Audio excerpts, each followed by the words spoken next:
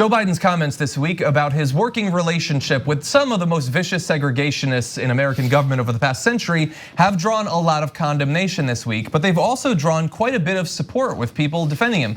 Some you might not be that surprised by, but some you might, and we want to show you both of these. So first we have Senator Dianne Feinstein, who said, "I think everybody is picking on him, press as well as others. He's the front runner, so he's the one to shoot down, so to speak. I think it's a little unexpected. I don't think he has figured for this." Jeanne Shaheen, also senator, said, "I think it's not helpful to Democrats to attack each other at this stage. Why would you attack another candidate during a primary? Madness, I say."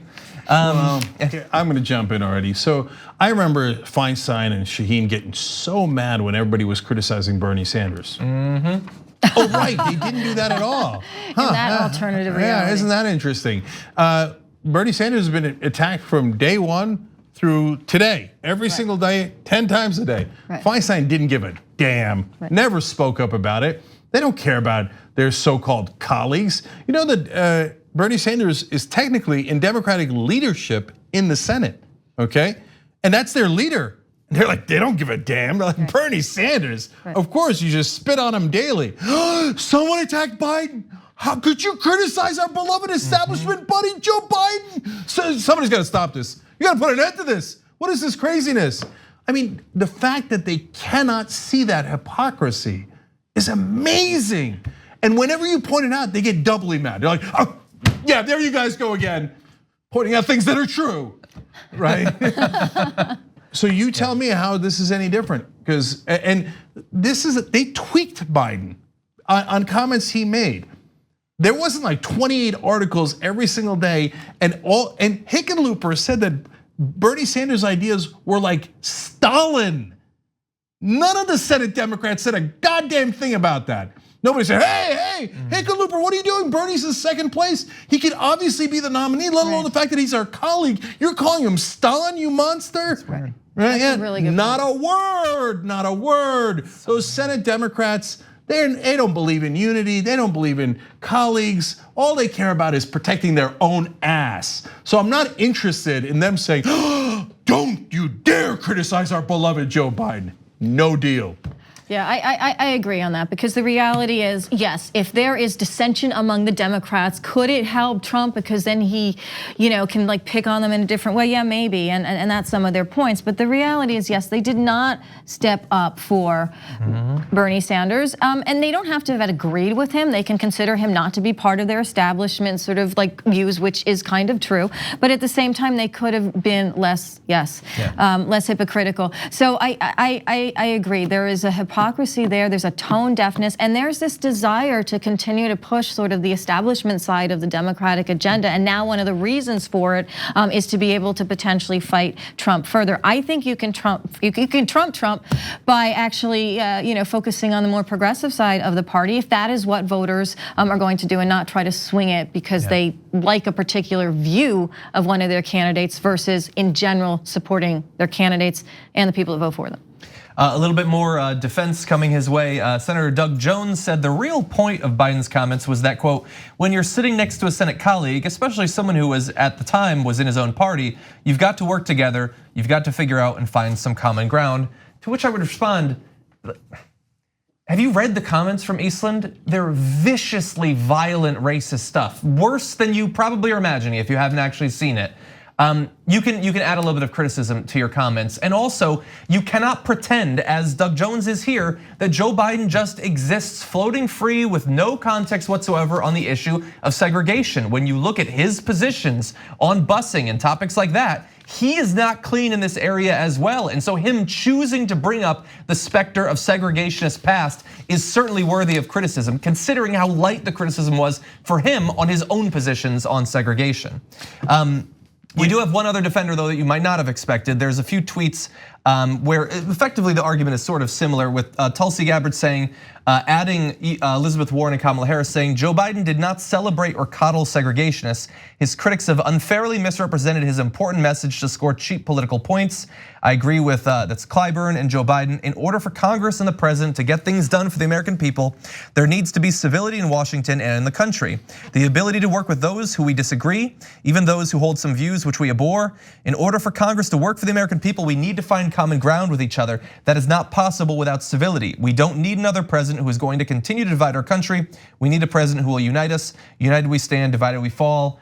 I appreciate the sentiment in a lot of that. But again, I don't think that Joe Biden is clean in this area. And I think that when you combine it with his incredibly naive comments about working with Mitch McConnell and Senate Republicans in the future, we have to be critical of that approach at this point. Even though I agree with a lot of what she said there in other contexts. Some of the Senate Democrats called it a gaffe. They always call it a gaffe.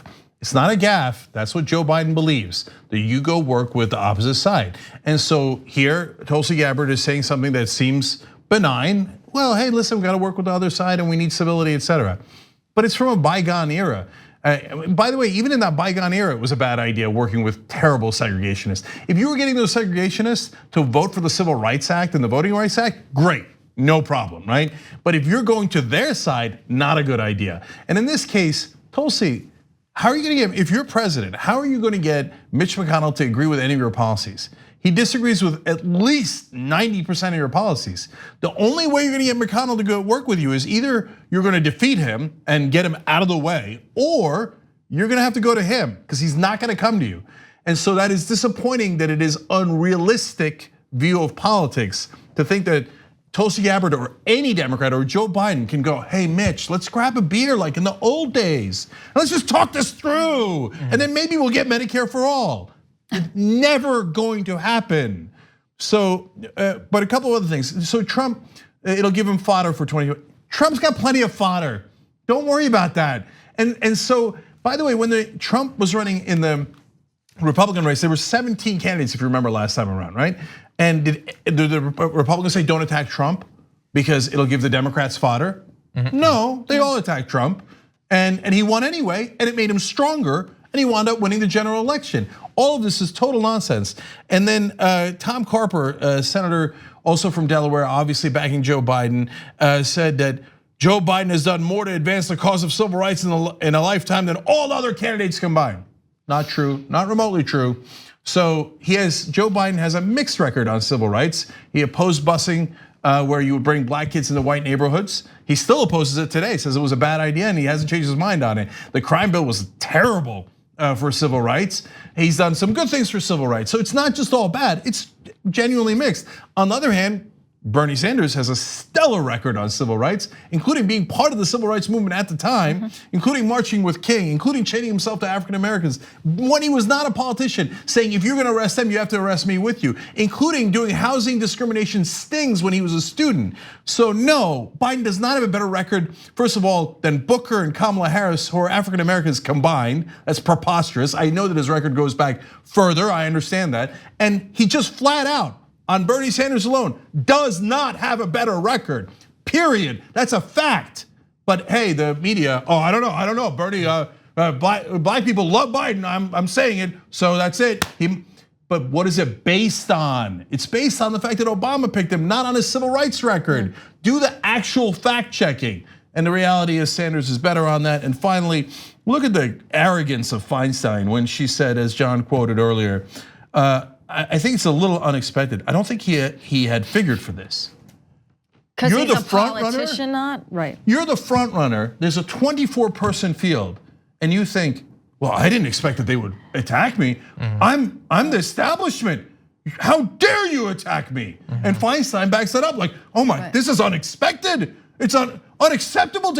You can attack progressives all day long, but the establishment, how dare you? Well, sad day for you, Dianne Feinstein. I don't care what you think. You're also an establishment senator, and you're also deeply conservative. You voted for Bush's tax cuts, and you voted for the Iraq war just like Joe Biden did. You voted for all the same heinous things he did. So if you're expecting a free ride, those days are over. They're over for you, and they're over for Joe Biden. Let's have a real contest where we talk about different ideas and what are people actually going to do.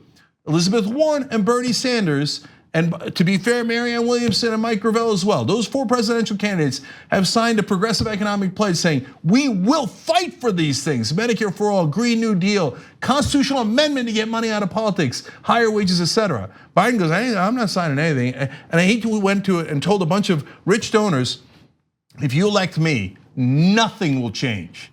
He said, I promise you, I need you very badly.